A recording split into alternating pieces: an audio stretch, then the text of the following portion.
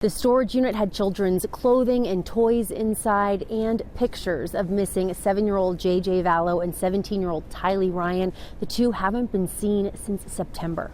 The surveillance video shows Lori Daybell and other men at the storage facility in Rexburg, Idaho. The news director for EastIdahoNews.com, Nate Eaton, published the footage. He says Lori Daybell visited the unit a total of 10 times in October and November. Some days they drop items off, some days they remove items. There's one particular day where it looks like it's a really heavy tote, and a man who is with Lori carries that out of the unit, and then he comes back in and removes a tire as well. He says the unit was 10 feet by 10 feet, filled with bikes, scooters, ice skates, and winter clothes. There were some blankets which, really stood out to me because one of the blankets was covered in photos that had been, pressed on, and one blanket was of Tylee and one blanket was of JJ.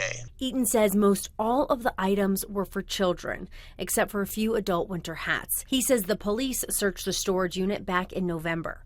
Lori Daybell was last seen in Hawaii with her new husband, Chad Daybell. Last week, she violated a court order to bring her children to Idaho. I know a lot of people are saying, why aren't they in handcuffs? Why aren't they arrested? Well, obviously the police don't feel they have enough probable cause or evidence at this point to do that. He says the Department of Health and Welfare will go before the court by next Monday with an investigation into the missing children.